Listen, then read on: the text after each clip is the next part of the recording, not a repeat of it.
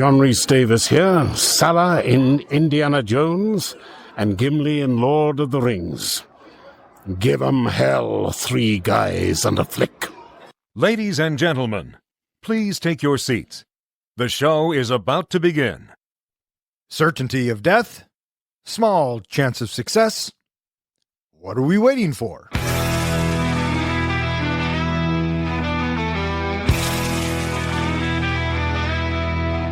Three guys and a flick with Don, Ken, and John.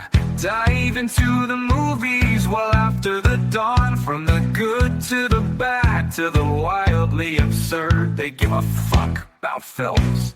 Their voices are heard. Welcome back. You are listening to Three Guys and a Flick. This is where we review the good, the bad, and the absurd.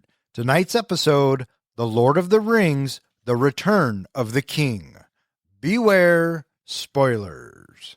Coming to you from Shelov's lair where we're just hanging around, my name is Don. Hey, what's all this sticky stuff? I got a little excited. Oh, that tracks. And to my right, we have the comic book guy, John. Magovanen. That's Elvish for well met. Nerd. And to my left, we have the professor, Ken. Hello, everybody. How you guys doing tonight? I'm doing well. How are you doing, John? It's bittersweet. I'm excited that we are doing Return of the King, but I'm sad this is the last of the Lord of the Rings. Yeah, well, I mean, it all has to come to an end. Until we start the Hobbit trilogy. How are you doing? All things being considered equal, I'd rather be in Philadelphia. Okay, then. So there you go. Tonight we are talking about The Return of the King. The Return of the King rounds out the Lord of the Rings trilogy submitted by Ezra and Matthew O. So again, fellas, thank you so much for throwing that into the Broncos helmet. We had a lot of fun watching it. We hope you have a lot of fun listening. Released on December 17th, 2003, The Lord of the Rings, The Return of the King was directed by Peter Jackson. Screenplay by Fran Walsh, Barry M. Osborne, and Peter Jackson. Based on the book, The Return of the King by J.R.R. Tolkien. Music by Howard Shore. And it stars Elijah Wood, Ian McClellan, Liv Tyler, Viggo Mortensen, Sean Astin, Cate Blanchett, John Rhys Davies, Billy Boyd, Dominic Monaghan, Orlando Bloom, Hugo Weaving, Andy Serkis, Miranda Otto, Bernard Hill, David Wenham, Carl Urban, John Noble, and a bunch of other goblins and orcs. How'd this movie do, Don? This movie was made for $94 million, like the other two, and brought in $1.2 billion. That's not too shabby. Not too shabby at all. Yeah, when you look at these movies, the first one, Fellowship, North American box office, 8 weeks in the top 10, and it made $470 million, while it was in the box office. Two Towers, it was also 8 weeks in the top 10, and it did $554 million. And The Return of the King, 13 weeks in the top 10. However, domestically, it only cleared $378 million. Really? Yeah. With the fact that it's, I think it's a half hour longer than both Fellowship and Two Towers, that probably has something to do with it because that's going to limit how many screenings you have per day as well. Oh, true that. So, yeah. How many times did you see this in the theater? Conservatively, I'd say probably 4 or 5 times.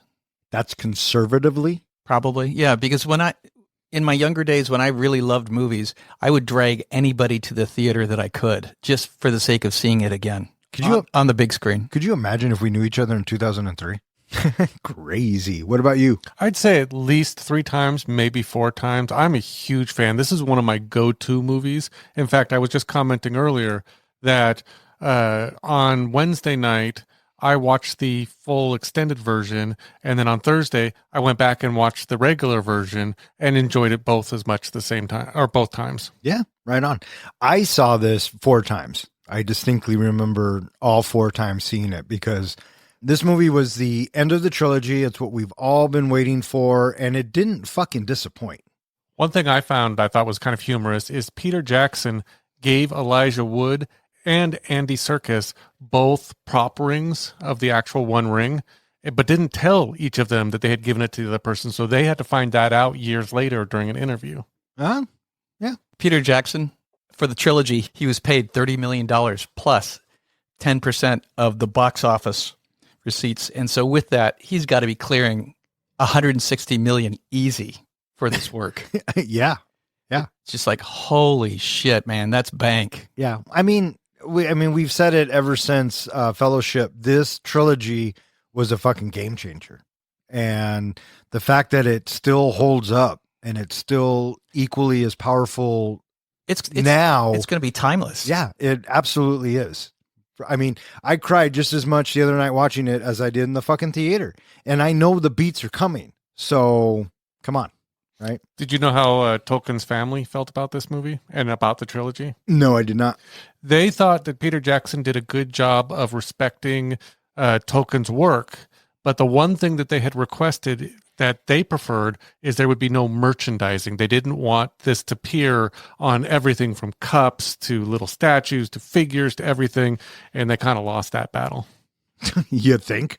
Another thing I found out, I didn't realize this, is when Tolkien was writing this book, first of all, he meant it to the whole trilogy just to be a short set of stories, and then ended up taking on a life of itself and just growing and growing as he got further, deeper and deeper into it. But he never was happy with the title of this book. He did not want the title to be Return of the King because he thought that gives away the ending. He wanted it to be War of the Ring. Oh, interesting. Well, that's good because there's only one return, and it ain't of the fucking king. Speaking of Tolkien, and we kind of touched on the extended versions and how it adds time and it adds more of what Tolkien was writing, this, that, and the other. I have seen the extended version for all of them, and I will say this about Return of the King. I think Peter Jackson cut as much as he possibly could to make everything coherent for the person who hadn't read the stories, and he fucking nailed it. And going back and I watched some of the stuff from the extended versions, though entertaining, in my mind, completely unnecessary. So, do you have a preferred version? Do you like the theatrical? You like the theatrical? Oh, by far. You can. I thought that the Two Towers had the best of the extended stuff, and Fellowship and King stand on their own without the extended. I'm almost a little bit opposite of that. I really liked the Return of the King extended version, mainly because of what we get in the beginning with Christopher Lee as, Sauron, and how he dies and how he gets impaled again, just like he was when he was a vampire. They made a joke about that. But it doesn't follow Tolkien's writing. That's all made up. That actually, the parts of it came from the Lord of the Rings came from the second book, Two Towers, and wasn't in Return of the King. No, he does. That's not how Saruman dies, though. Well, he died. Yeah, you're right. He dies in the Shire later on. So it's all made up. In one of the 6 endings that are in the book. Yeah. And so that's ultimately why they cut it. Yeah. Right. So we talked about the Oscar run that Fellowship and Two Towers had. And we had mentioned that, they're going to make up for it here. And sure as shit, 11 for 11. Fucking impressive. How often does that happen that something goes, every award they're nominated for, they won? Not a lot of movies have won the amount of Oscars that they were nominated for that year. I know Titanic did it with 13. Lord of the Rings did it with 11. And I'm not sure if Silence of the Lambs did it, but maybe Ben-Hur. Maybe. Listeners, if we're fucking this up, let us know. I was thinking Silence of the Lambs as well. I know they won the big 5. Yeah. I was surprised in all the awards that they won that they weren't nominated for Best Actor or Best Supporting Actor for any of the roles. Yeah, no acting award nominations for The Lord of the Rings. And I got to say, it's pretty staggering that they just swept the way that they did. Yeah, for Return of the King. Best Picture, Best Director, Best Adapted Screenplay, Best Art Direction, Best Costume Design, Best Film Editing, Best Makeup, Best Original Song, Best Original Score, Best Song Mixing, and Best Visual Effects. So, that's pretty fucking impressive.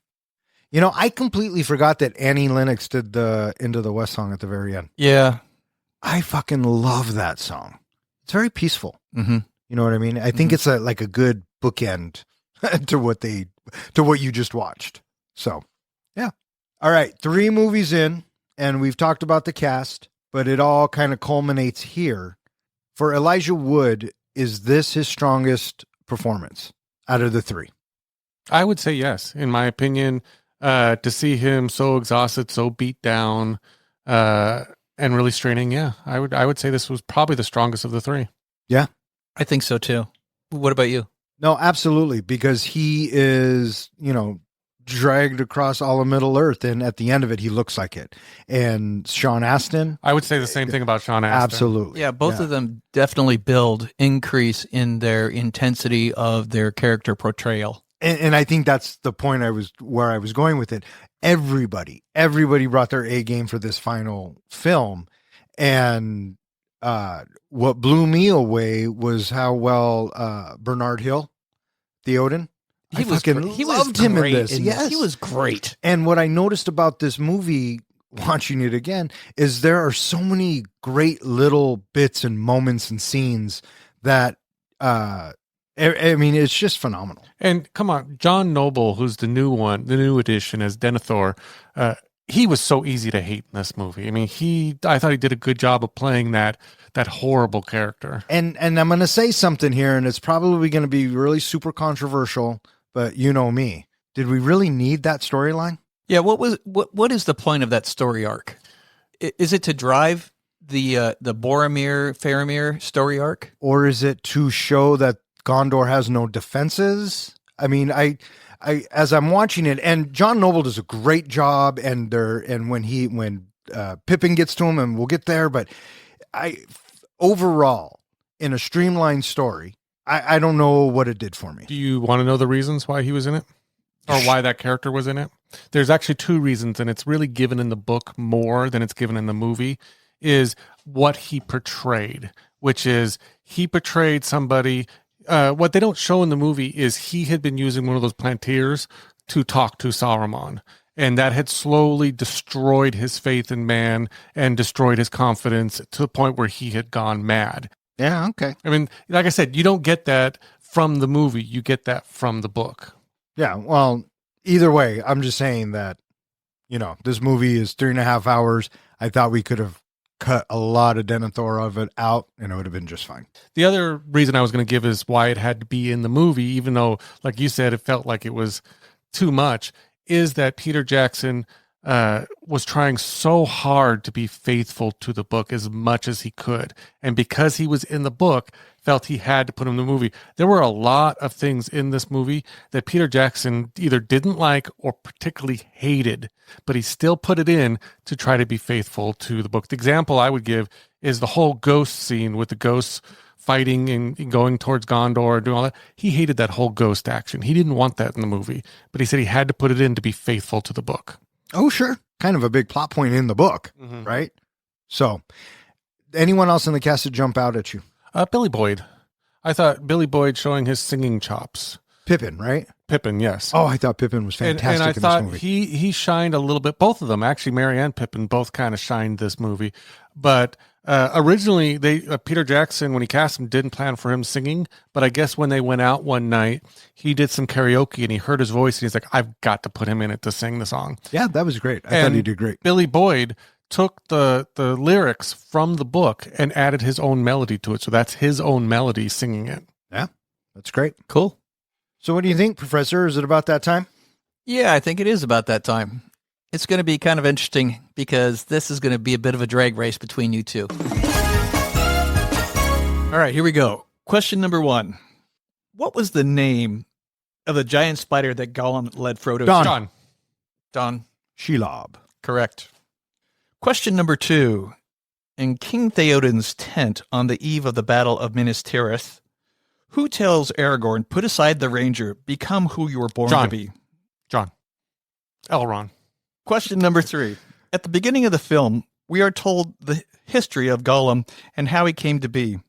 Smeagol murders his friend so he can have the ring for himself. What was his friend's name? John. Deagle, and it was actually his cousin. Question number 4. How far is Minas Tirith from Rohan? Don. It's a 3-day ride by the Nazgul flies. Correct. Question number 5. Who says the last words in the movie and the trilogy? Don. Samwise Gamgee. Correct. What does he say? Well, I'm back. And with that, this round, I have 3 for Don. That's probably the best game we've had. But The sad thing is I did know them all too, so we both knew all the answers. I know. No. I know both of you. That's why I was calling it a drag race. Yeah. Oh no, you actually knew the 3-day ride. I didn't remember the 3-day ride. I couldn't remember if it was 3.5 or 3, but I went with 3.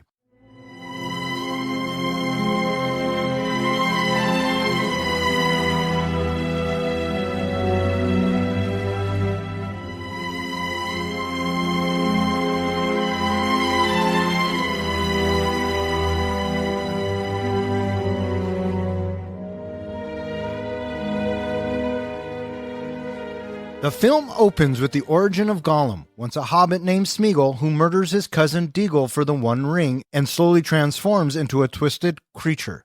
Centuries later, as the War of the Ring unfolds, Gandalf, Aragorn, Legolas, Gimli, and King Theoden travel to Isengard to reunite with Merry and Pippin. Gandalf acquires Saruman's Palantir, which Pippin later looks into, prompting a vision of Minas Tirith under threat. Realizing Sauron plans to attack Gondor, Gandalf races with Pippin to warn Denethor, the steward of Gondor.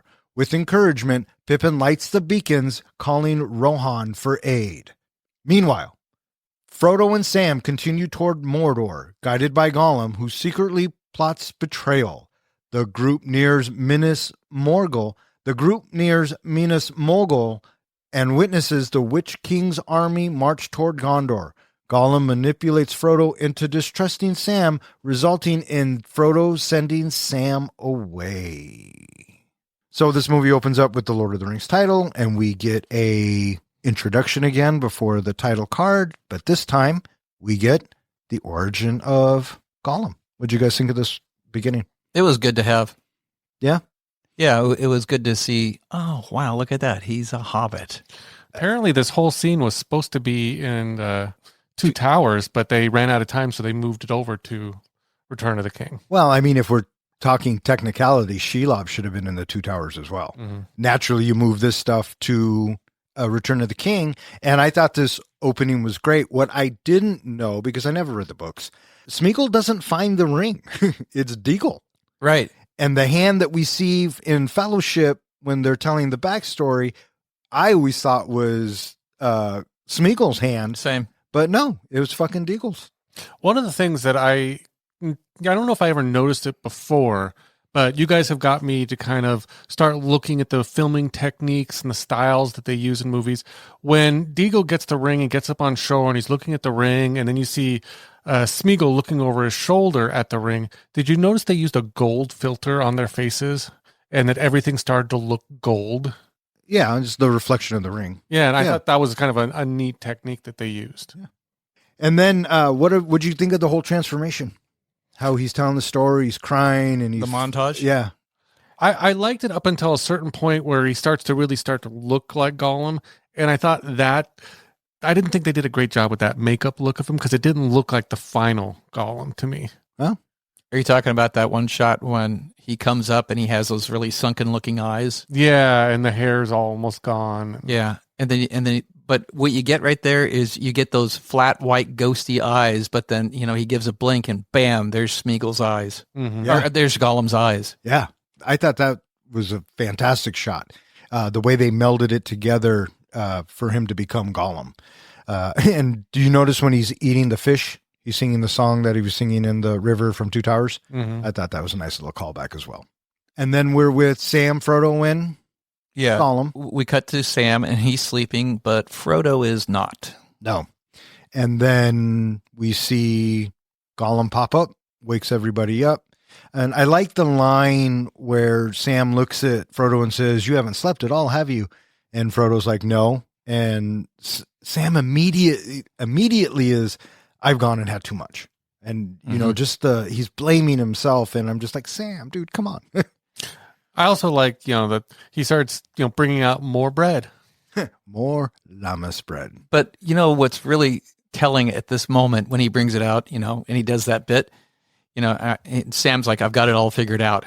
What? What's that? Well, I'm rationing it, for the trip home. And that look that Frodo has, he's looking at Sam like, "We're not going home." Oh, really? I took it the opposite way. I took it that Frodo thinks that this is a one-way trip. I took it as a moment of hope. And for that moment, Frodo thought, "Oh, well, yeah, maybe we could go home. But certainly Yeah. Sam has the hope. oh, absolutely. And he's the hope of the journey. I kind of felt that this scene was put there to show that right now Sam has hope and figures they're going to go home, which makes it even more bittersweet at the end of the movie when Sam says, I don't think we're going to make it home. We get Gandalf and his merry little band arriving at Isengard to find Merry and Pippin rather jovially enjoying themselves. And smoking the weed. I love, yes. And I love how they're riding through the forest and the trees are like groaning and they're talking. And then the camera pulls up. We get the Gondor theme and then the title card, Return of the King. So I think that might be my favorite one of the trilogy. I love how Trient refers to Gandalf as young master Gandalf. I thought that was cute. Gandalf is supposed to be like 3,000 years old. Yeah, well, this fucking tree's pretty old. I was say either Trient is older than him or he's being sassy. Yeah, Treebeard. Treebeard, I mean. Yeah, he is an Ent. Yeah, I like how they all ride up, and Aragorn gives this great little smirk when he sees Merry and Pippin just chilling on the fucking wall because they're on guard duty, and they ride in. And did the salted pork make you hungry? No, it was the fucking pipe weed, bud. That's what made me hungry. It made me sound crazy. And I did it this time too. Every time I watch this over and over again at that scene, I pull out a bag of beef jerky. Oh, there you go. And so everybody rides up and we see that Treebeard's standing in front of the tower and he's saying, I got Saruman up there. It's all good. And Gimli's like, well, let's go cut this fucker's head off and be done with it. And Gandalf's like, no, it's not even worth it. During this part, Pippin, being the inquisitive hobbit that he is, finds the Eye of Palantir. Yeah, which basically, in the extended version, which you're right, does not happen in the book. When Sauron dies, he drops the Palantir into the water right in front of Pippin. And so he picks it up, and Gandalf's like, give me that fucking thing, right? Because you don't know who's watching. We've learned that from Fellowship. But Pippin likes shiny things. Fucking Pippin. And so now the crew have to ride back to Rohan and to regroup. They're having a little celebration. Yeah. And it made me think of you, John, because they took the 5 minutes to honor the fallen. And when we talked about Star Wars, nobody honored all the people that died in the space battle. Mm. So that's just made me think of you. What'd you guys think of this bit? It was nice. Because it was a moment of levity. So much of this movie is so down or intense or daunting, just so much that has to happen. And the weight of what is needed is resting so heavily on all of these shoulders of our characters. This is a rare moment. Yeah. I like the bit where Gandalf and Aragorn are talking and no word of Frodo. They don't know what's going on. But his heart tells him that he is alive. Yeah. Yeah, absolutely. We have a moment where Gollum has resurfaced and he is talking to Smeagol and they are finalizing their plans on what they need to do. Did you look for the eyes and how they narrow and get bigger every time they switch character? No. Okay. I didn't either. I just go by the voice. It's an easier indication for me. My favorite part of this whole bit is when they're talking about taking the hobbits up to Shelob and how how Gollum says she only gets to eat nasty orcses, and Smeagol's like, and those don't taste very good now, do they, precious? Yeah. I fucking love that bit. That I think, Professor, you were about to bring up one of the things that I really liked in this scene, which is when I think Samwise overhears him talking about murdering, and you see him in the reflection, and he comes up and he starts telling him, and he was sneaking around, and why is he always accusing me of sneaking? And they have that whole dialogue, and you can start to see that Smeagol's going to turn Frodo against Sam, and we've all been on Sam's side from the beginning, right? We knew, this guy Smeagol couldn't really be trusted, but he loves Master. And my favorite bit, or my favorite line that he says outside of they don't taste good, precious, is after that whole dialogue with him and Sam. And he goes, what were you doing anyway? And Gollum gets serious and looks at him and says, sneaking. Mm-hmm. That's one of my favorites. He wasn't fucking lying to him. And he's telling him the truth, right? Mm-hmm. I also love that as, Frodo takes Gollum's hand and is leading him away. Gollum looks back and just gives that smile, that little smirk. It's just a devilish little look that he gives to Sam. Yep. And we as the audience are going, motherfucker. And then we cut to sleepy time at Rohan, and that fucking Pippin, man. He just cannot fucking help himself. Drives me nuts. It reminds me of you. Well, he smokes the leaf a lot. Yeah, well. Too much. But he's got to take another look at the Palantir, and Mary's like, dude, come on. What'd you think of Gandalf sleeping with his eyes open? Creepy at first. I would expect that of a wizard. Me too, but yes, very creepy at first. And I love how he swaps out the Palantir with a freaking water jug. What did it remind you of? Indiana Jones. Thank you. Oh, Swapping for fuck's sakes. Sandbag. Yes, that's exactly what it was. It turns out that Sauron is looking at Pippin, and Pippin's looking at Sauron, and he starts to go into convulsions and this, that, and the other. And Merry wakes everybody up, and then Aragorn gets up, grabs the Palantir, faints, and it starts to roll. And Gandalf throws a blanket over it. Day is saved, right? Except that Sauron had gotten into Pippin's head and had this whole big conversation. Yep. And Peregrine and Gandalf's tripping, right? He's like, what the fuck did you tell him? But he also asks Pippin, what did you see? Yeah. And this is where Pippin tells him that he saw the white tree of Gondor burning. Yep. So, and then we cut to like the hall or whatever, and it almost looks like Pippin's on trial. And, Gandalf says he's a fool, but he's an honest fool, and there was no lying in his eyes. He didn't tell Sauron about Frodo and the ring.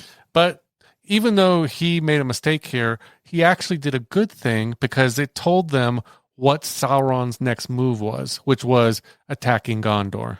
And so they knew. That's why Gandalf took Pippin and said, we have to go to Gondor to warn them. Oh, yeah, sure. Absolutely. In the meantime, Theoden, he's reluctant to help. I was thinking, you cheeky fucker. Gandalf says, Rohan's got to be ready. And Theoden's like, why? We just fucking whooped Saruman and Sauron's ass. Why should we help Gondor when they didn't help us? Mm-hmm. Where was Gondor? And I love the look of disgust and utter disappointment Aragorn is giving Theoden when he says, I'll go. Like, he almost rolls his eyes. Yeah, he's like, motherfucker, okay. And, but Gandalf has it all under control. He's like, no, I'll go. Yeah, because Aragorn, he has to head to the river. He's got to go a different route. And this is apparently the first time that Merry and Pippin have been separated because Pippin's not taking it well. Oh, so fucking heartbreaking. Yeah, I was thinking the same thing. Probably the first time since ever that they're apart from each other. As they're walking to the barn to get on the horses, Pippin's like, you're coming with me, right? And Merry's like, come on. And they get in there, and Pippin's tripping. He's like, what the fuck is going on, right? Well, I promise I won't look ever again. Yeah, Merry lays into him. Yeah. And basically says, you're always fucking up. Yeah. And this is a cute moment where Merry gives Pippin the last of the long bottom leaf because he knows his friend. You smoke too much, Pip. And away they go. Well, I like how I think Pippin says, will I see you again? He's like, I don't know. And he's getting all teared up. Merry is. Like, he's really legitimately scared as well. So, yeah. We have a vision from Arwen, and she sees a possible future with Aragorn and potentially maybe even a son. And so she stops her trip to the Undying Land and goes to confront Dad. Yep. These visions that she has all come true. They're all real visions. She does have that son with Aragorn, and she does go on to mourn him for hundreds of years after Aragorn dies. All right. Well, there you go. And in the meantime, while she's talking to Dad, she tells Dad, go remake the fucking sword. Yep. Please. I mean, this is his destiny. You know who he is. Yep. And don't worry about me. I already made my choice. And he's like, well, every time the ring gets closer, you're going to get weaker. Did you notice that? That was one of the things that Peter Jackson worked into the movie is when you look at the elves, they always kind of have a weird kind of glow aura about them. Hers was fading. Yeah. And she was actually getting pinker and pinker, like, fair skin. Oh, I took it more as pale. More pale. Well, she went from kind of being a pale elf to being more human looking. Pasty. Maybe she was more pasty. Yeah. And so you can see, and that's supposed to represent Sauron's effect on Middle Earth. Yeah. So Gandalf and Pippin, they arrive at Minas Tirith, and I love when they're going in to talk to Denethor. He says, to give Denethor news about Boromir would probably be unwise. And in fact, don't say anything about Frodo and the Ring or Aragorn. You know what? Just keep your mouth shut. How about that? It's such a great bit. It was awesome. And what does Pippin do? The first thing you kind of feel for him because Gandalf assumes that Denethor knows nothing. And when they get in there, Denethor's holding Boromir's horn and he's saying, I see much that you don't think. I know more than you think I do. Well, one of the things that you have to realize is that in the last movie, Faramir talked about that he knew the death of his brother, but he said this to Frodo and Sam. He has not talked to Gandalf or anybody else. So Gandalf doesn't know that Denethor knows. It turns out Denethor does know. And he knows that that Gandalf's riding with Aragorn, and he thinks he is going to supplant him with this ranger from the north, and he will not fucking have it. And I like how Gandalf says, hey, bud, authority is not yours to deny the return of the king. Yeah, basically, all a steward is someone who keeps the seat warm for the king. Exactly. And then they're talking about Boromir's death, and Pippin, like a fucking toque, jumps in and says, he died defending me and my kin.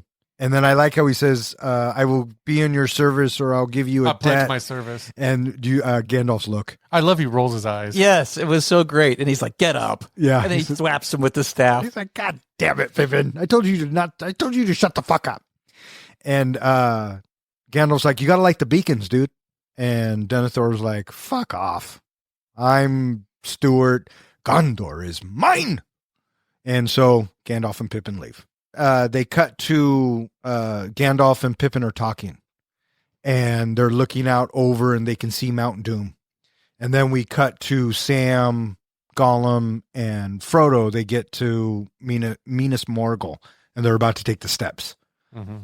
I like this bit because this is where we get to see the Witch King. Because this is where they really introduce the strongest of the Nazgul. Yes. I thought that this kingdom this green kingdom with all of the orcs coming out, it was a really cool looking scene. Oh, it's fantastic. When the beam goes up in the air, I've been trying to figure out what specifically that represented. I cannot find it. I just assume that's a show of power from the Witch King.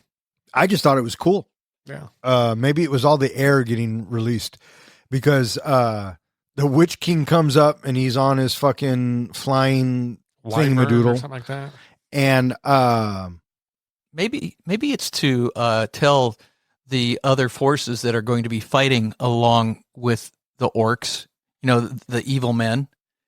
That's their signal. That's their cue. Time to mobilize. Oh, maybe because the doors fucking open and the army comes out. So cool to watch them come out. And what I really enjoy about this bit, or what I really was impressed with, is no matter when we see Frodo, Sam, and Gollum climbing up the hill, there's always troops. Yes. Still marching. Yes. The higher they go, we pan down and we see the torches and still marching. And you can hear that slight boom, boom, boom. Yes. Yeah, so good. Would you have been able to do those stairs? Oh, fuck, dude. I don't know. I don't like heights, so I think the journey would have been over at that point. Yeah. And then we cut back to Gandalf and Pippin, and they see the big green thing. And there's a moment of absolute just panic in Pippin's eyes.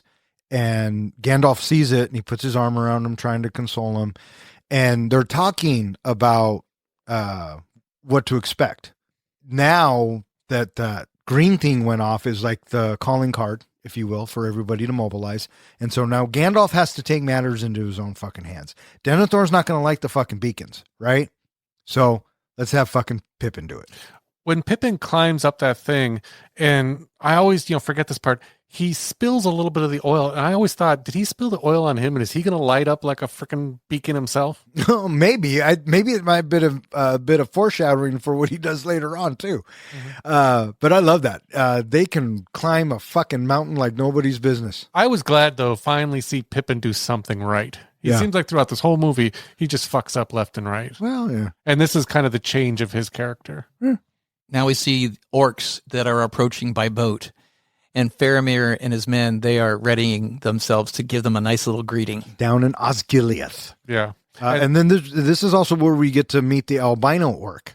He's like the leader of that army. Golmoth or something like that, I think is his name. I knew you would fucking know it. So, what'd you think of this battle? It was intense and it was great. Yeah. But they're overrun, right? There's Yep. too many orcs, and Faramir, he's got to give up Osgiliath. And so they start to retreat. And I don't remember if it's in the extended version or the regular version, but Denethor had said at one point, if we lose this town, which is our only access to the river, it's over. Yeah, pretty much. And yeah, they have to take off. Then Pippin gets the beacon lit, and then Gandalf sees it, and then he looks to the mountaintop, and he sees the second one go off. He's like, yes. And then you get that sweeping score, and we're panning across different parts of Middle Earth with the beacons going off, until we get to Rohan, where Aragorn's just chilling, and he sees the beacon lit. And he goes charging in. The beacons are lit. Gondor calls for aid. And then we hold on to Theoden's face. And what was the last thing he just said about Gondor, right? Fuck him. Right. But no, fucking Theoden steps fucking up, right?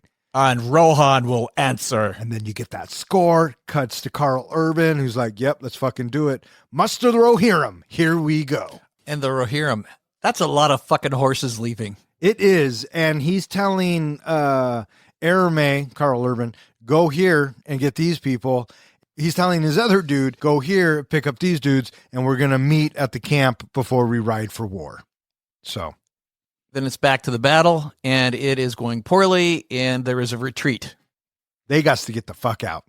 And as they're retreating, I had this thought. You know how unfair it is that Mordor had the flying creatures? Once they come in, that's so unfucking fair. They fucking kill everyone. That's fucked up. I liked when they just scooped up the people and just tossed them. I know. And then Gandalf, he heads out to do a little bit of crowd control. Which was a great scene. Sweeping shot. He takes his staff, he points the lights at him, and then the Nazgul have to fucking fly away. But yeah, right on. And as they're riding into Gondor, Faramir finds Gandalf and he says, we were overrun. Osgiliath is taken. We're fucked, right? And then he sees Pippin and he's... Wait, you've seen a little one like this before. Not 2 days ago.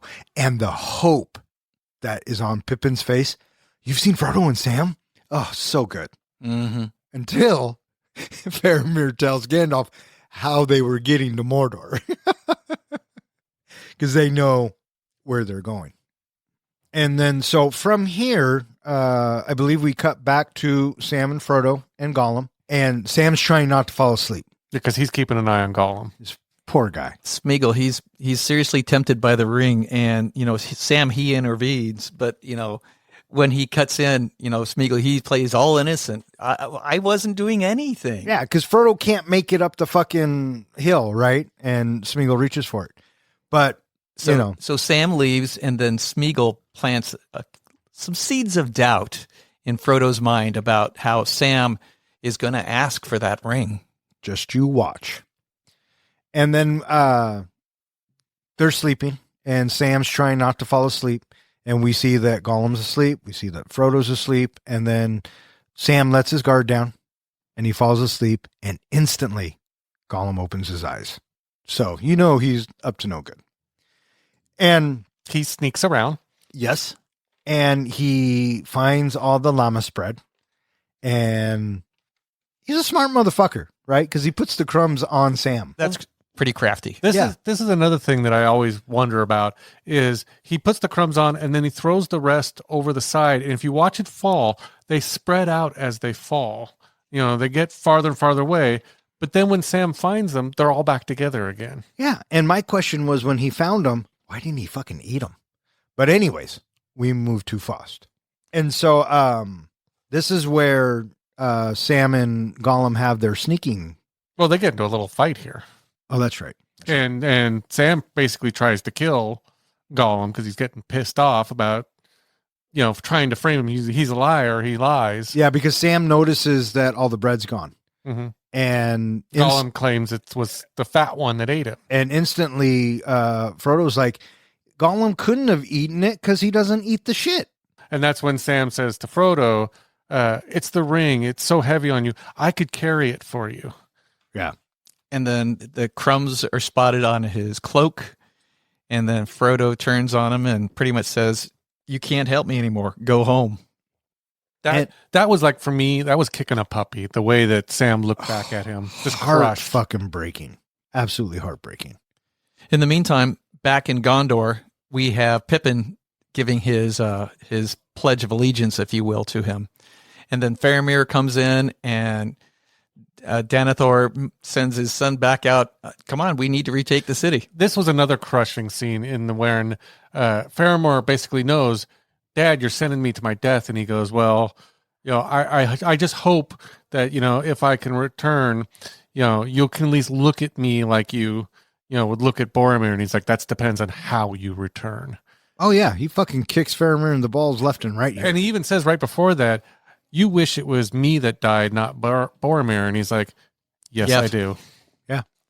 Fucker. So now get out there and take back Osgiliath because your brother fought so hard to defend it and you're just pissing all over his grave. Mm-hmm. So Faramir, he's leading the troops back out.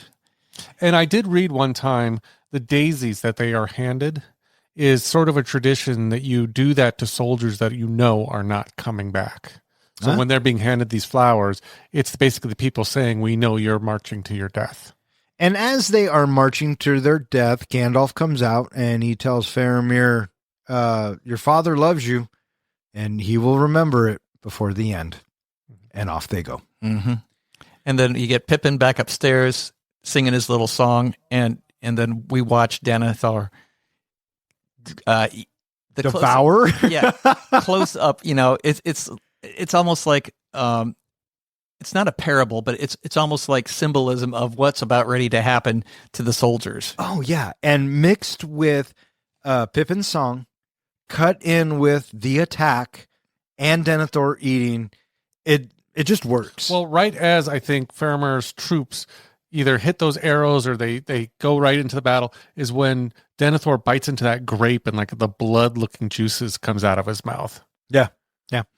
And I like how the scene ends with Gandalf just sitting there. Mm-hmm. And the music's coming down, Mm-hmm.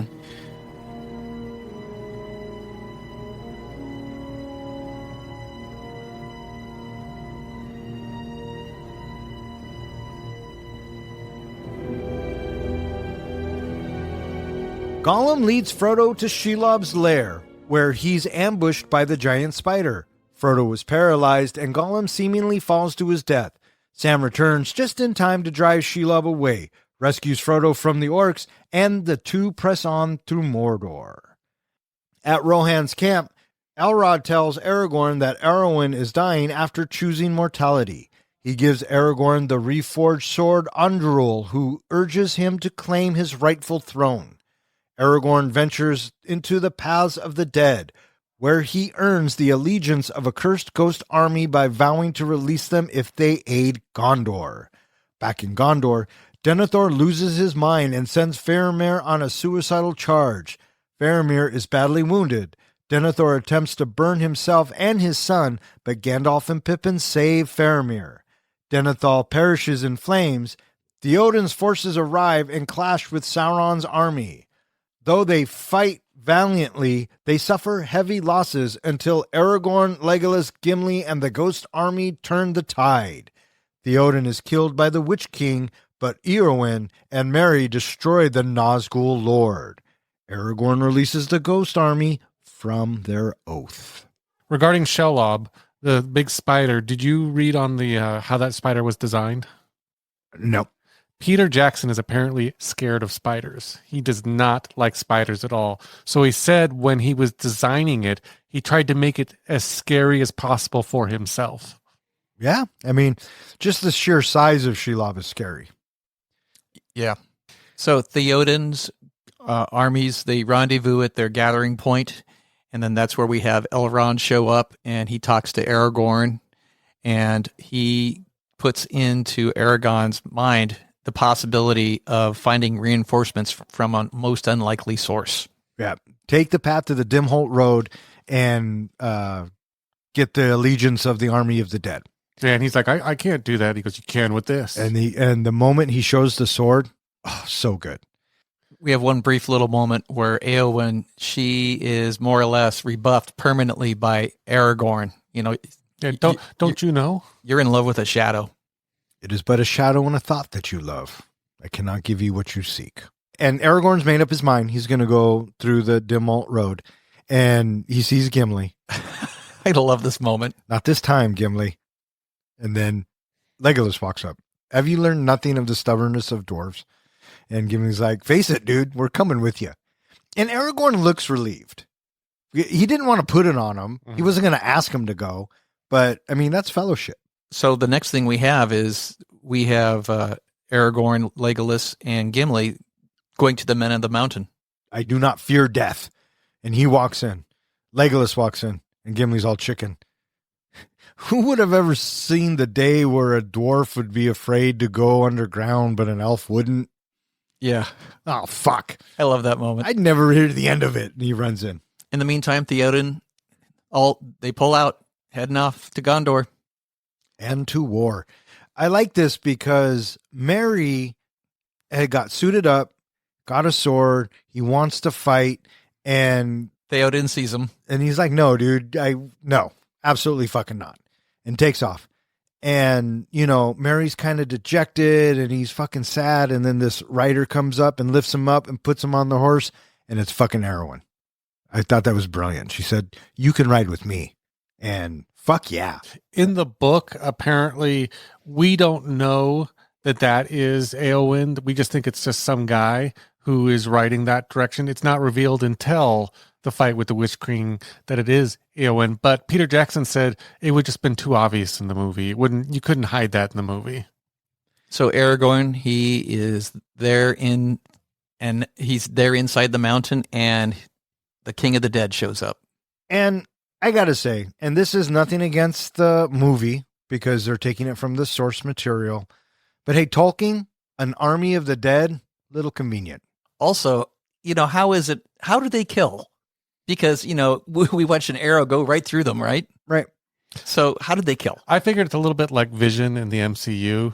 They can either be solid when they want or transparent when other times. I'll buy that because the king and Aragorn clink swords and then Aragorn puts the sword to his throat. And so he's like, fight for us and I will hold your oaths fulfilled. We see the orcs showing up on the battlefield and and they are setting up all of their troops, their catapults. This is where they release the prisoners. Yes. Let's ease their suffering. You can smell their fear. Yeah. Let's ease it. Yeah. The orcs are getting ready to take Gondor. What do you think of the heads flying in and landing on the soldiers? I thought that was fucked up.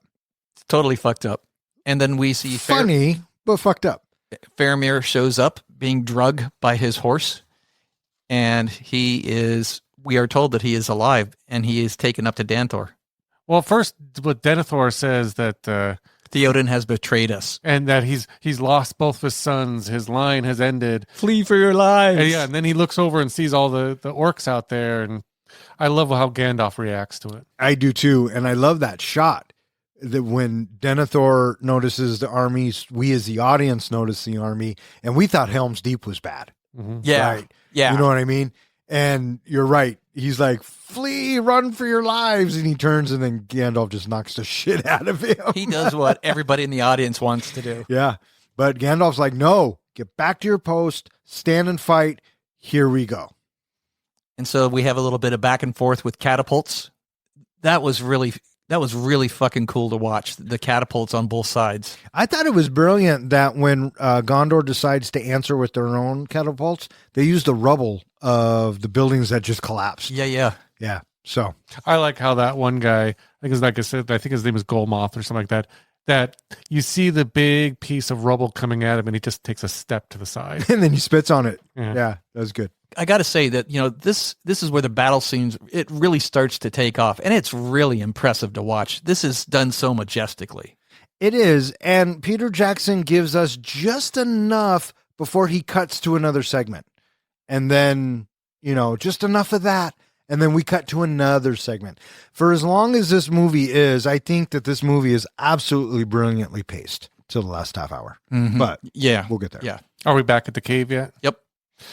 So we got Frodo going through it, and I liked how first he's following Gollum, and he loses Gollum, and then Gollum starts narrating that basically you're fucked. He starts toying with him. Yeah. We cut back to Sam, and Sam, he takes a tumble down the stairs, and this is where he lands, and on the ledge right beside him is the land of spread. And then with that, he's like, you motherfucker. And so he heads back up. And so now we, the audience, is like, yes, Sam is going to come and save the day. Sam's coming to rescue. And I'm still thinking, why didn't you eat that fucking bread, dude?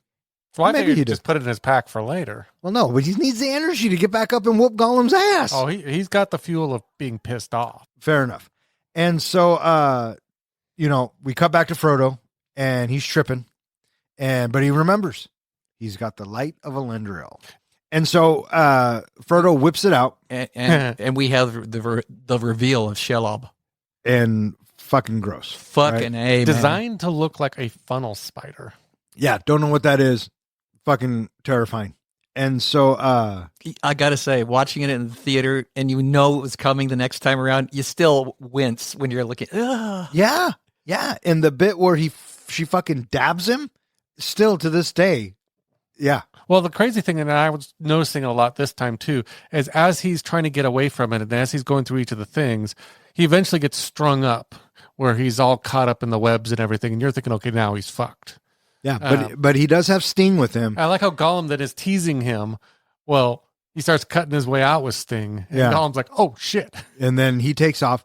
But do you notice he leaves Sting? He can't get it, so it's left there He loses wiggling. the bottle and he loses Sting because they get stuck on different things. Yeah. But he does make it outside, and man, he goes after Smeagol. Woo! Yeah. And Smeagol goes after him. And after Frodo kind of subdues him a little bit, he's like, look, dude, I got to destroy this fucking thing for both of our sakes. Because Frodo still believes in Smeagol, I guess? I don't know. But Smeagol turns on him. They get into a scuffle, and we think that this is the end of Gollum, because he gets thrown off the fucking side of the building. Mm-hmm. So, and I like after this is all said and done, Frodo realizes he's alone, and the first thing he says is, Sam. And then Gladriel appears. And she gives that speech. Little pep talk. Yeah. If you don't find a way to do it, no one will. And I like how she lifts him up, and then he gets up, and then we cut to him walking in that tunnel thing. And we see the overhead of Shelob coming up over his head. And we, the camera, or we, the audience, are the camera, and we spin around, and he's looking left, he's looking right, and then we cut back, and then Shelob's stinger comes down. Man, that is just a beautiful, beautiful camera shot, when we see her up above and the camera pivots and we get that skewed angle. Yeah. And she's coming down closer. It's like, mother. And that little, that dripping stinger thing. Yep.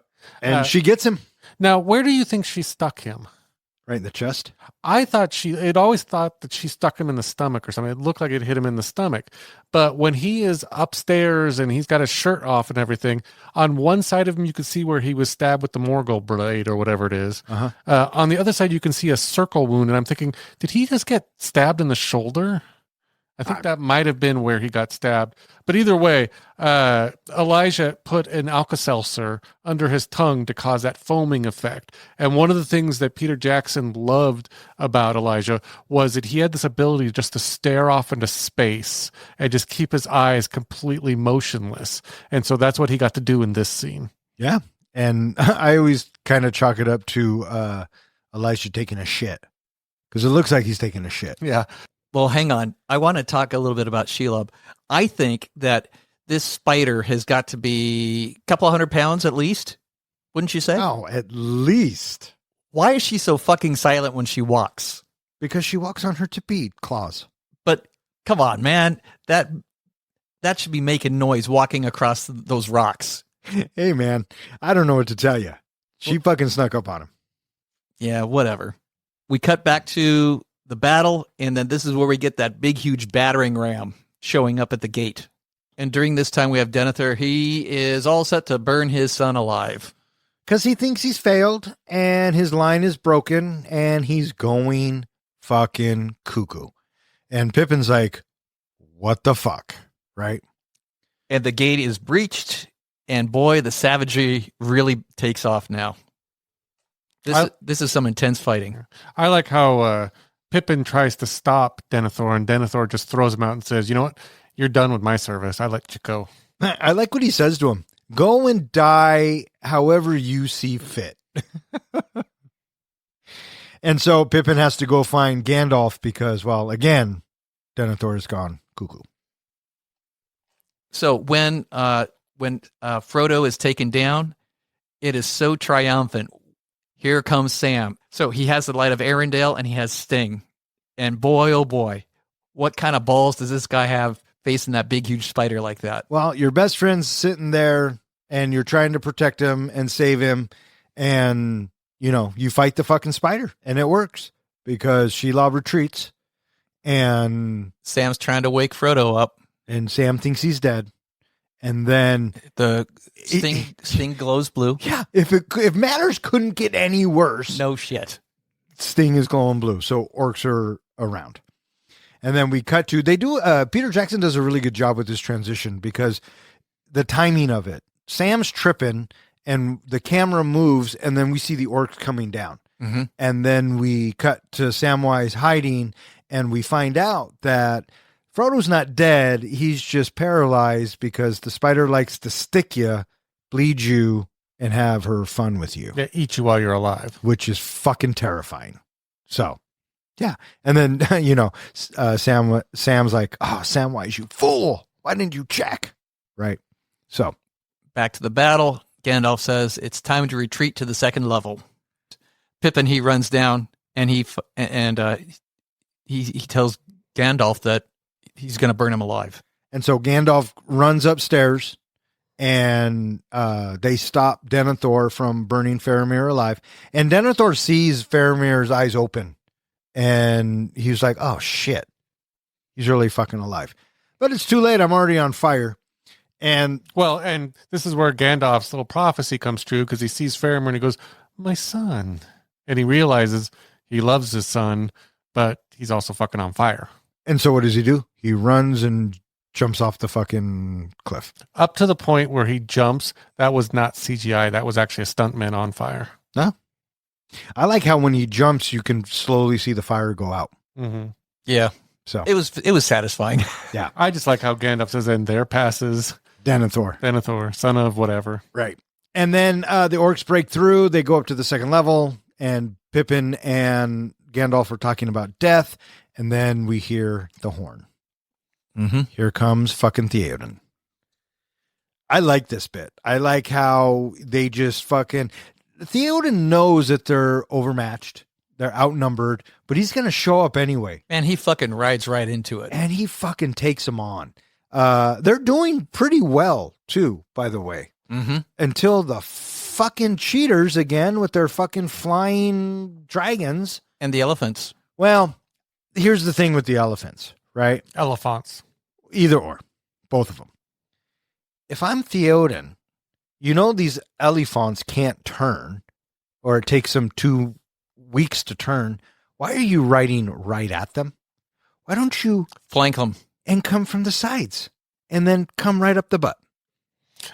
All I kept thinking is when I saw that one elephant rider with the horn, I kept thinking, did they just leave like where are the Shankara stones? And is that Molaram on top of that? Yeah. Yeah. Very similar. And, what the fuck are you going to do? So now they have to fight these big olifants and more Nazgul flying through the air. Well, right before that is, again, one of my favorite scenes, which is when the Rohan riders come in and they're charging. I loved how they kept switching back and forth from the riders to the orcs, and the writers are just looking serious as they're writing in, and the orcs are starting going, "Oh shit, they're not going to stop. They're going to keep coming. We're fucked." No matter how many of the Rohan get killed by the arrows, they are a non-stop fucking force. Yeah, and you can just see the panic all of a sudden in the orcs' eyes. Yeah, the tide is turning. Even that Golmoth guy is like, "Oh shit." Yeah. And then Theoden, he goes down. Which I knew was coming. I didn't want it to come. I liked Theoden. I liked his character. I liked the king. And I was bummed that he died. But this is such a movie moment and it's just one of those moments in this movie where you go, fuck yeah, right? Mhm. Because I like how the Witch King tells his Nazgul thingamadoodle, feast on his flesh, right? And how bad is Arwen, whatever her fucking name is. Eowyn. How she gets the two swords and rides in between the Oliphants and fucking Empire Strikes Back some. Yeah. It's so good, right?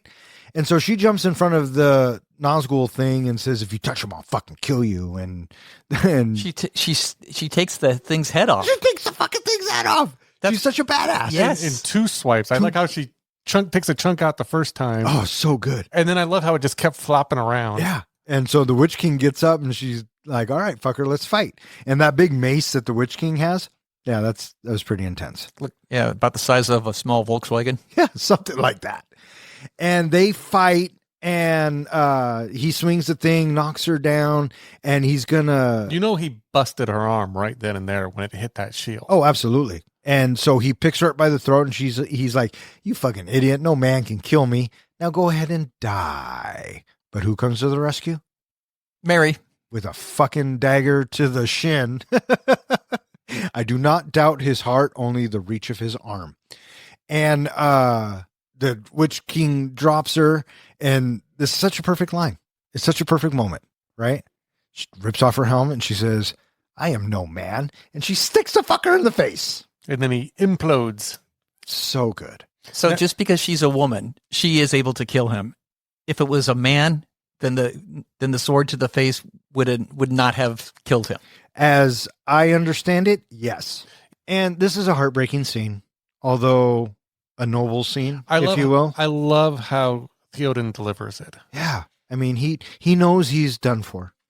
But he starts with, coming around after being knocked out, and he looks at her and he says, I know your face, which is a callback to Two Towers. And she's devastated, and he's like, look, you got to let me go.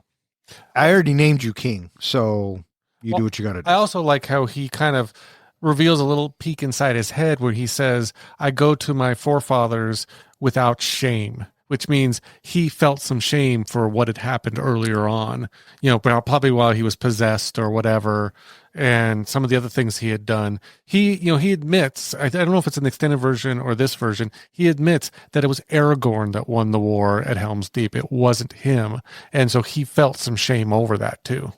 Yeah, he tells her that early on when they're celebrating. Mm-hmm. It wasn't Theoden who led the people to victory. Yeah, that's right. You get a wonderful little moment right after this that kind of sort of brings the mood up a little bit. You have Legolas and Gimli with their count. And the pirate ships show up. And the orcs are like, you fucking dickheads, you're late. I love plenty for both of us. And Aragorn jumps over the fucking side. We get the tune. Gimli and Legolas join him. Yep. And then the army of the dead come rushing in. Yeah. Like I said earlier, Peter Jackson hated this scene. He did not want to do the ghost, but you're absolutely right. He had to keep faithful to the book. Right. No, I don't blame Peter Jackson. I blame Tolkien. It's such a easy way to write this victory for the heroes. Mm-hmm. But when was the book written? 1920 something? Oh yeah. All right, whatever. So watching those ghosts go sweeping up Gondor, and it looks like that they're killing anything and everything. I wonder if any innocents end up dying because they're moving pretty fast. Yeah, but they are honed in on the orcs and the goblins. So True. We hope that none of the Gondorians were harmed. But yeah, and there's such an attention to detail because you watch it go all the way up the White City. And I mean, he did his due diligence, Peter Jackson, as far as showing what needs to be shown. As the ghosts are first coming in, we get a scene with Legolas going up that elephant, the elephant. Uh-huh. To me, that's one of the most badass scenes. Yeah, Just him climbing up the arrows in the leg. Yeah. And I even commented while I was watching it, fucking badass. And then the way he slides down the tusk afterwards. And then he gives a little neck nod like, huh, easy. And Gimli, fucking on point, on cue. That counts as one. Yeah, totally. And it is the extended edition where they do the final numbers and the axe in his spinal cord. That wasn't in the theatrical. So I think we talked about that in Fellowship. But anyways, the day is won and fucking man won. King of the Dead shows up, talks to Aragorn. Gimli Wants to settle up. Yeah, Gimli's like, let's hang on for a second, bud. These guys are pretty handy in a fight. Yeah, totally. And I kept thinking to myself, yeah, now go to Mordor and fuck these guys up. But Aragorn is a true man of his word. He releases them. And I like how he says, go be at peace. And they take off. And then he gives Gandalf a look like, well, maybe you were right. I embraced it. I got the sword. I went the way. And here we are. And then we have a tender little moment where Pippin finds Merry on the battlefield. Are you going to leave me again? No, Merry. I'm going to take care of you.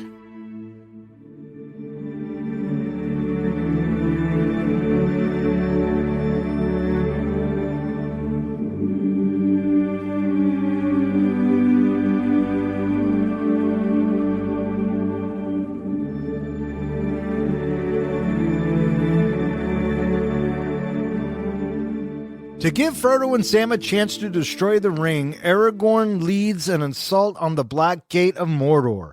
Inside Mount Doom, Frodo succumbs to the ring and claims it. Gollum, having survived, bites off Frodo's finger to reclaim it. In a final struggle, Gollum falls into the lava with the ring destroying it. And with it, Sauron. Mordor collapses and Frodo and Sam are rescued by the Eagles. The Fellowship reunites in Minas Tirith. Aragorn is crowned king and weds Arwen. The hobbits return to the Shire, where Sam marries Rosie Cotton. Years later, a still wounded Frodo chooses to leave Middle-earth for the Undying Lands with Gandalf, Bilbo, and the elves. He passes the Red Book to Sam, who returns home to raise his family with Rosie, bringing the story to a heartfelt close. Roll credits. There's a great shot as we come back to Frodo. We're zooming in on that high tower with a light in it, and we zoom in through that window right to Frodo. It was a really cool shot. And he's starting to wake up, and we see that the orcs and goblins or whoever kidnapped him are going through his shit. And one of them starts saying, I want the silver shirt. And the other one says, no, everything goes to the gray eye. And Frodo's like, oh, fuck, I don't have the fucking ring. Where's the fucking ring? They have the fucking ring, right? And luckily for Frodo and Sam and all of the good guys, the orcs decide to start a war amongst themselves. Yeah, they pretty much off almost all of them. Right. I mean, they made it really easy for Sam to get up there. But, hey, I went with it. I enjoyed it. I like the bit when Sam's coming up the stairs and using the shadow. Yeah. To try to make himself bigger than he is. And I love the four of them are backing up when they see the shadow. And then once they see Sam, they're like, oh, fuck this. I'm going to come. We're going to go after him. And Sam dispatches them in such a delightful way. That's for Frodo. That's for the Shire. And this is for my old gaffer. It's so good. And then we get up top, and that orc sees that Frodo is awake. And then as he closes in, all of a sudden, bam, the blue blade comes through his chest. Not if I gut you first. And Frodo is just beyond the moon, right? Oh, Sam, I'm so sorry, but thank fucking God you're here. And he's like, it's over, Sam. We lost. They got the ring. Begging your pardon, sir, but it's not. And I knew Sam took the ring. I don't know why. I just knew it, but... Well, initially he thought Frodo was dead. Exactly. And so his logic is perfectly sound and justified, I think. Mm-hmm. And, Frodo wanting to protect Sam is like, here, give me the fucking ring right now, because it takes but a second for it to turn on you, and Frodo knows firsthand. And we do see Sam hesitate for just a moment. But eventually. According to the lore and according to Tolkien, the reason why the ring doesn't affect Frodo as much as it affects other people is because Frodo doesn't want to use the ring. He doesn't want to have anything to do with the ring. He doesn't want the ring. Everybody else wants something from the ring. Even maybe Sam at this point must realize there's something about this ring, and so that's why it's already affecting him. Oh, sure. So that's why they said Frodo was the perfect one to carry it, because he doesn't want to carry it. He doesn't want to be around the ring. Sure. I buy that for sure. But I do like how Sam says, we can't have you going through Mordor or nothing but your skin. And so they take some fucking costumes or disguises and they are able to leave. Right. And so we see them walking in their orc armor, and then they crest the top of a hill, and they see all of those soldiers. 10,000 orcs stand between Frodo and the mountain. Holy fuck. And then you see the Eye of Sauron looking around. It's like, motherfuck. Totally. And then we cut back to Gondor, and they're having a powwow. And Gandalf, he thinks he sent Frodo to his death. Yeah. He's like, I fucked up. I can't believe I did this, and that's fucked up. But Aragorn, he needs time. he has a plan. He knows. He says, he said, yeah, there's 10,000 orcs standing between Frodo and Mount Doom, but if we ride out there, Sauron has no choice but to look at us, right? Let's distract him and cause a diversion. Yeah, and I love the line right afterwards. Well, keep him blind to all that moves. And then we get Gimli right afterwards. Certainty of death, small chance of survival. What are we waiting for?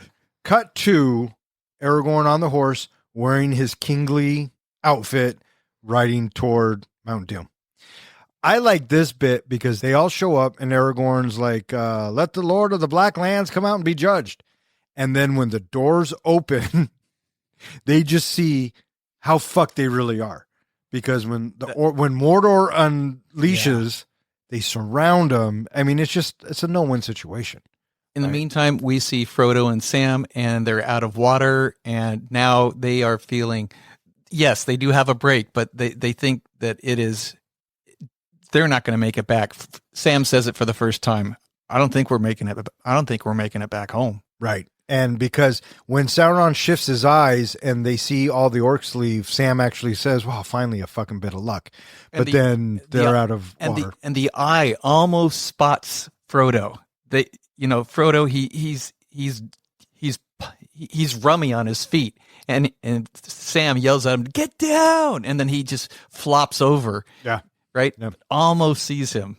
Until Aragorn shows up. So from here, the men from the west are surrounded. Aragorn gives his speech, and the bit where we get a shot of Aragorn and we're kind of pushing in on him and you hear Sauron talking to him, and then he walks up and then he turns around and looks at Gandalf and all the others and he's welling up. But he's got a smile on his face and he says, for Frodo. He charges. Right. And then who's right after?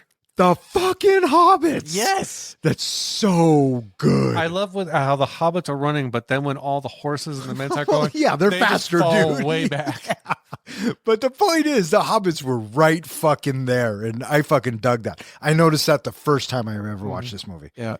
And it's got to be certain death for them because they got to be outnumbered 10-1. And yeah. But off they go. I like the line where Gimli says, I never thought I'd die side by side with fighting with an elf. And then he comes back with, what about side by side with a friend? I could do that. So good. Yeah, so good. And so, another battle. Frodo and Sam, they are just about done. They are fucking trying to make it up this fucking hill, and it's just going on and on and on. And this bit gets me every fucking time. When Sam starts talking about the Shire. You remember the Shire, Mr. Frodo? You remember food and salt and this, that, and the other? And Frodo's like, no, dude, I can't remember a fucking thing because this ring fucking sucks. And as he's telling Sam that he can't remember any of this, Sam's face is breaking all of our hearts because his heart's breaking at the same time. Mm-hmm. And then there's just something in him. And he says, well, you know what? Let's just be fucking done with it. I can't carry it for you, but I can carry you. Tears every fucking time. Yep. Finally, Mr. Frodo, there's a doorway. But guess who's back? Back again. That little motherfucker. Gollum's back. Tell a friend. And so they have a little fight. One of the things I thought was interesting is notice like every time it seems like Gollum gets in a fight, he fucking bites. And I thought, well, maybe that's because of his fucking teeth. He even bit Deagle in the beginning. He's always been a biter. Yeah, and I've noticed that he bit Sam a couple of times throughout this whole trilogy. Yeah. How come there's no wounds on Sam? I don't You know. would think if you get bit in the neck like Gollum is doing, you should be bleeding out. Especially the way you see him bite into those fish. Exactly. That's what I was thinking. Sharp ass teeth. Yeah. And as we're going back and forth between the battle and Frodo and Sam, the music is just continuing to build and build. It just this epic music, just swelling and swelling. This music is so on point with this movie. It intertwines with it so perfectly. And it brings the level up that much more. Yes, it just makes it that much more, the intensity, a little bit more, a little bit more, a little bit more, a little bit more, a little bit more. It's like, how much more? Yeah. And so we think that Gollum gets knocked out. Sam finally got the upper hand. He sees Frodo running off into the Mount Doom. He follows him, and then we see Frodo standing at the edge holding the ring. Just be done with it. Throw it in. And right here, they are both sides right here at death's door. Yes, and fucking Frodo gives in. Frodo loses. He was going to keep that fucking ring Yes. Oh, yeah. Yes. until he puts it on. And Gollum's not having it, so he knocks out Sam, which I like. And then he watches Frodo's feet go back and forth. And I kept thinking to myself, so Frodo goes through all of this shit just to give in at the very end, and then he can't even fucking escape. He's walking in circles on that little path. Anyways, Gollum jumps on top. figures out, He likes it on top. yes, he does. He rides him hard, and he fucking is a biter, like we were just talking about, Again. And right? You were right, because like he bites Sam how many times and doesn't seem to draw blood or anything. Right. But he bites off his freaking finger. And I like after he does it and just the sheer pain Frodo's going through.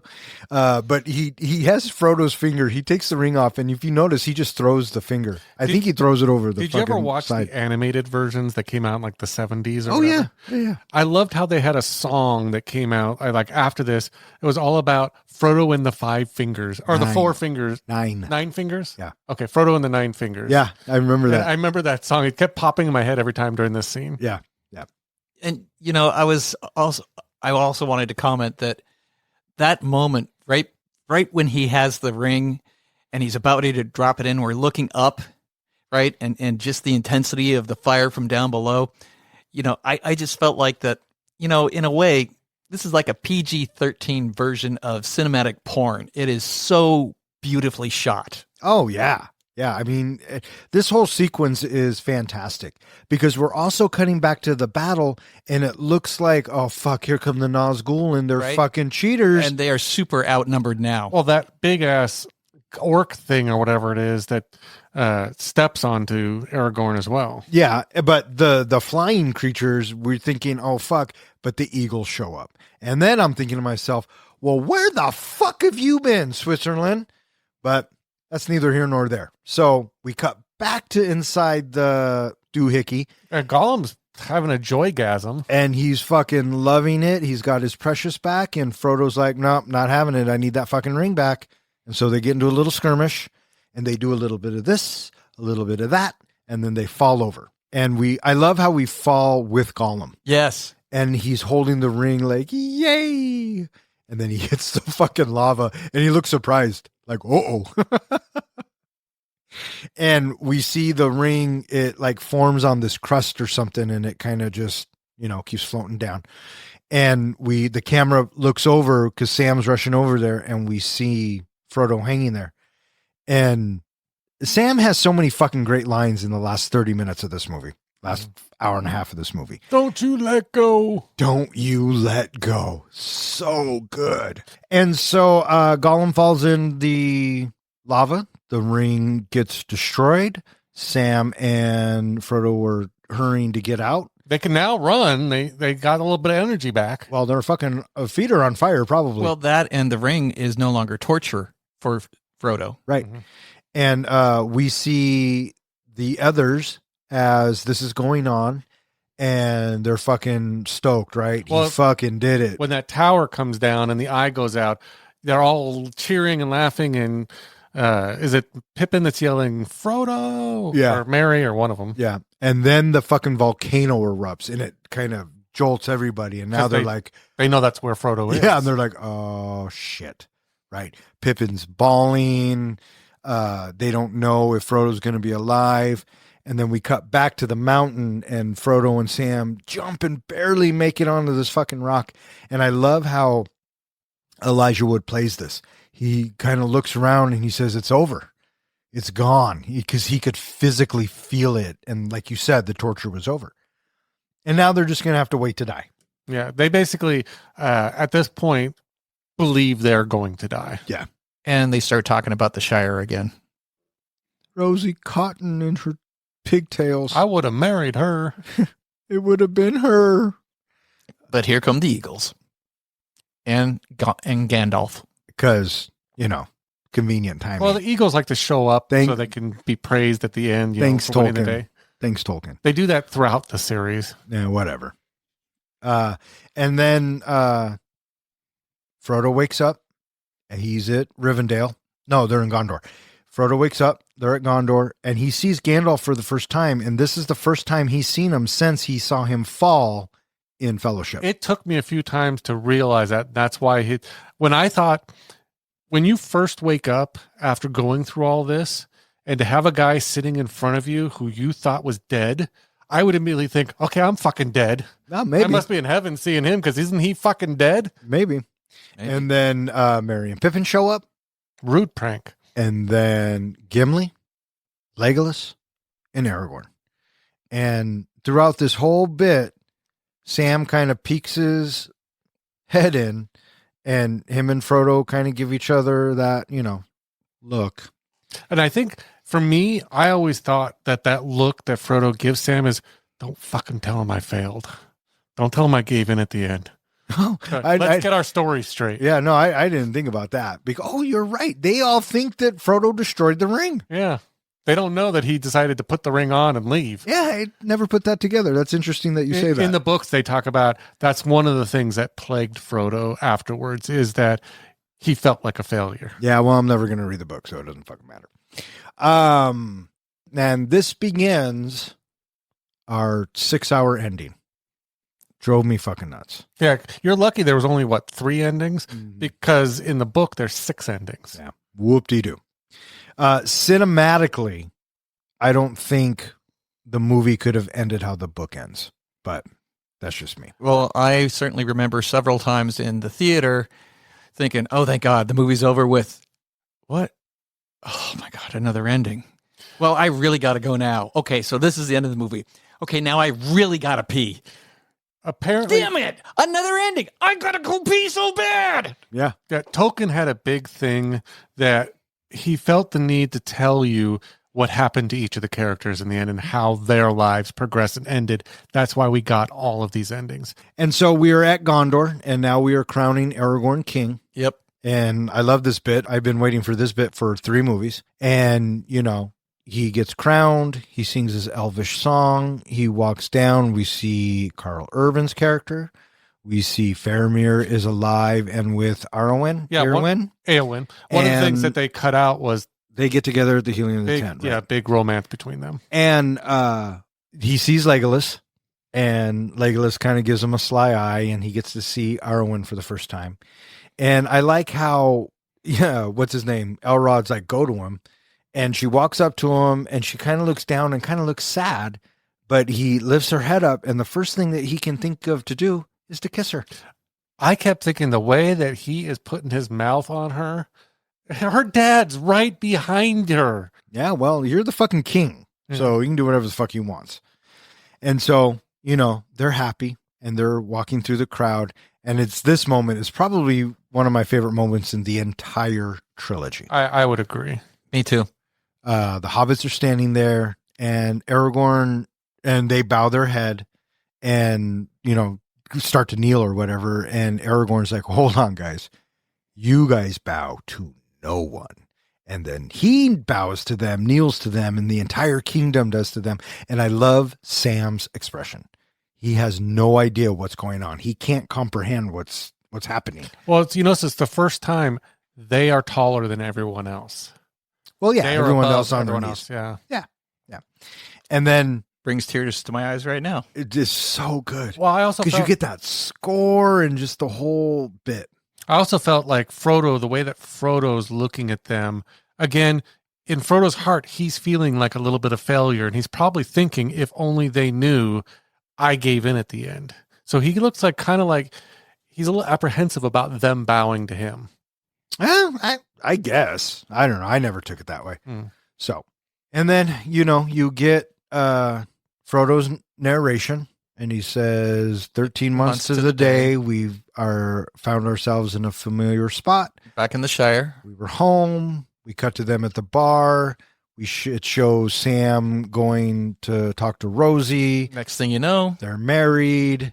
And then we cut to back at the Baggins place. 4 years later, and Frodo is just finishing up Lord of the Rings. Sam comes in, and they're getting ready to go because Bilbo has been awarded a special treat. He gets to go with the elves to the Undying Land. And so they're taking him in horse carriage. And Did you notice how he's aged a lot faster now that he doesn't have the ring? oh yeah, very noticeable. But he does ask. He says, "Hey Frodo, do you still have that ring? I sure would have liked to seen that one last time." I lost it. Yeah, The look of disappointment on his face. it's so disappointed. And then we get the Undying Land bit and the long, torturous goodbyes that fucking make you cry, because when they cry on screen, you cry for real. And it turns out that Frodo's going with them. Yeah.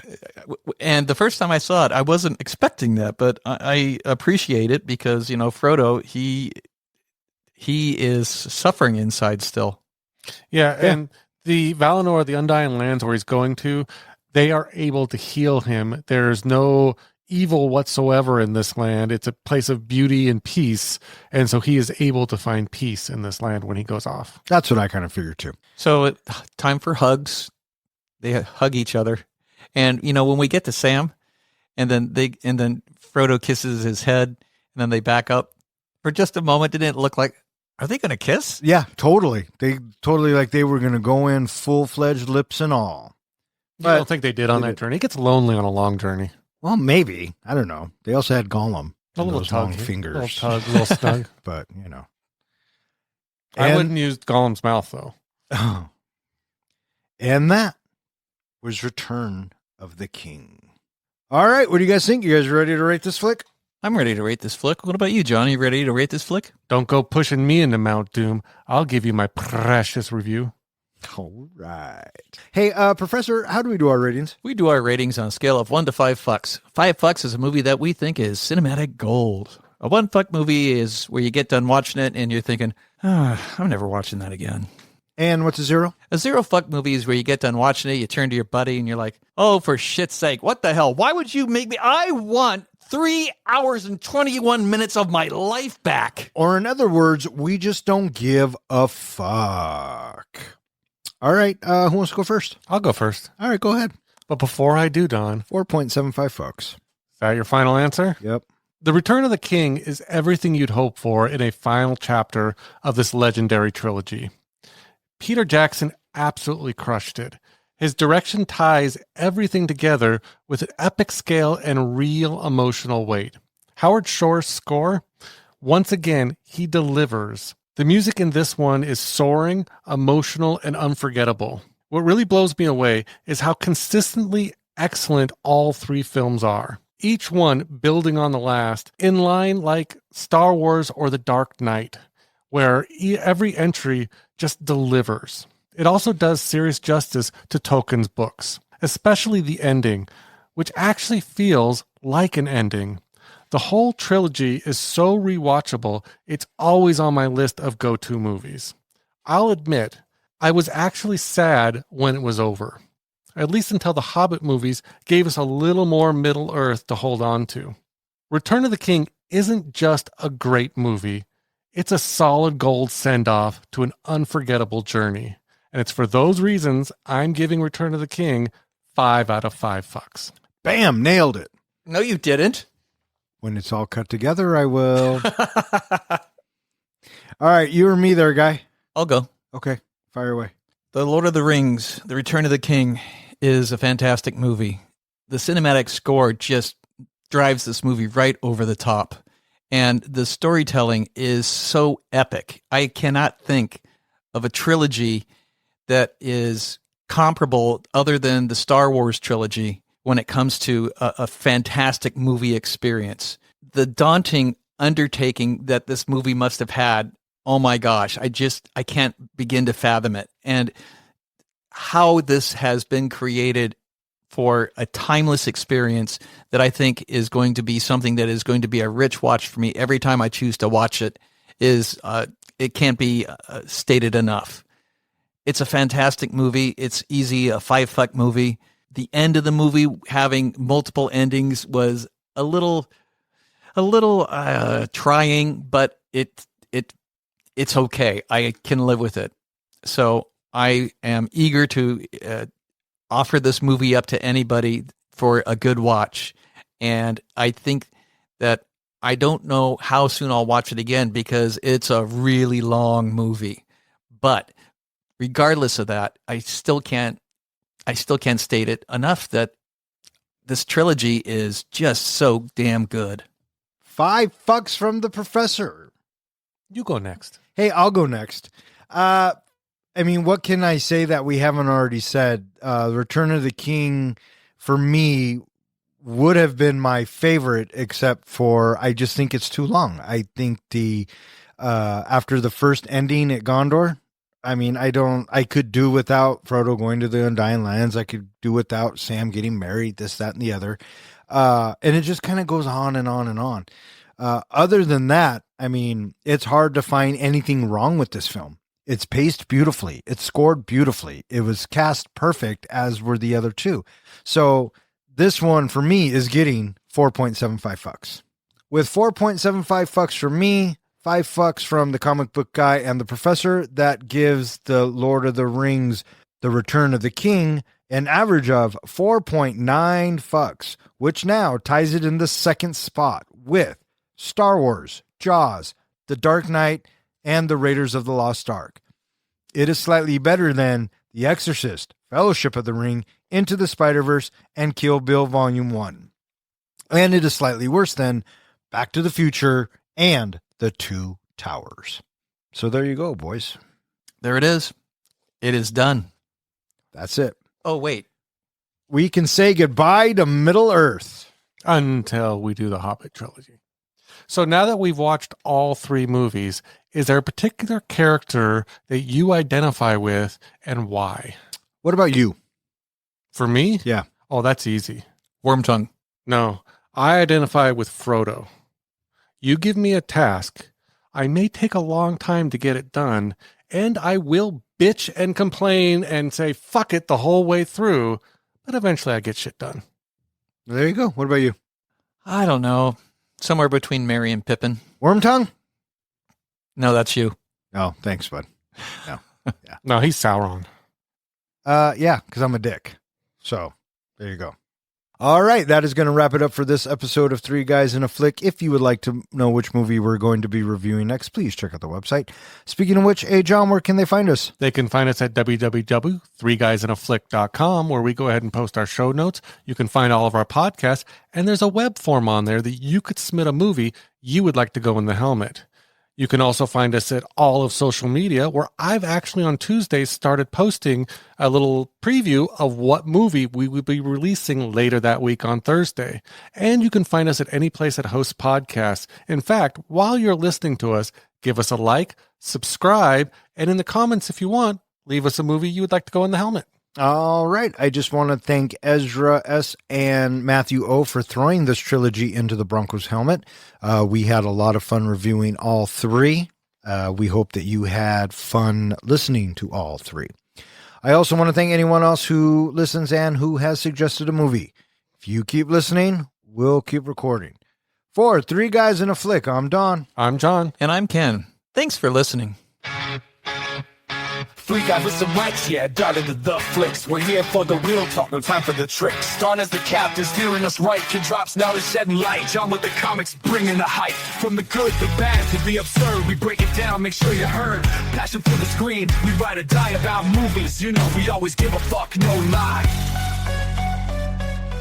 There was another one that I was thinking that I should have wrote down that I didn't write down. I can't remember who said it, and I can't remember what it was. That's very helpful. Yes, sorry for wasting those 12 seconds of your life. That's not your I know liked it, it face. Uh-huh. You don't think I know your faces? You know my old face.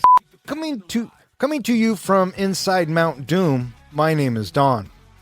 Hey, is it hot in here or is it just me? Oh, it's definitely you. Oh, okay. Eye contact, bitch. Look at me. How many teeth did Gollum show in the movie? How many teeth? Teeth. Teeth. I counted his teeth. Well, you're fucking insane. He had 4 teeth on the top and 3 on the bottom. You know what I'm going to say? Whoop-de-doo, Basil. Act 1, the war begins. You don't have to read that part. My precious. All right, go. Elise, we got to... He's been finding out what day he has to leave in June, because he's missing my birthday again. But we have to get matching tattoos before he leaves. Oh, for fuck's sake. I was going to say you have to get like a colonoscopy or something. Whoa, bud. See? There you go. Oh, I just thought it was like Elvin P or something like that. No, it's the... So when Frodo puts that ring back on, did it look like maybe Frodo might have just come?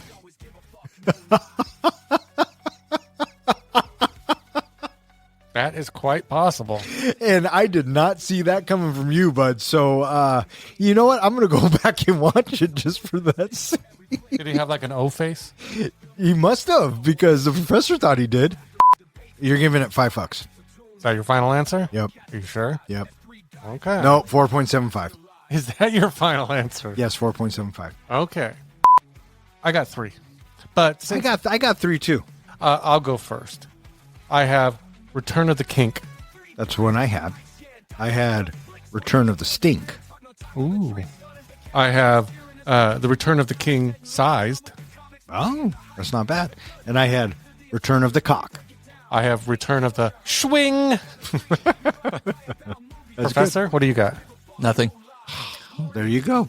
One of these days, I want to sit down and watch them all back to back, the extended versions. You're fucking insane. Just sit there for the whole day. That's not happening for me. That's how much I love this series. Yeah, well, there you go. And I will be holding my swords and wearing my ring. Of course you will be. All right, may all of your days and nights be filled with happiness. All right, fuck up. Good night. Catch the vibe as 3 guys in a fight, keep the passion alive. Fuck that.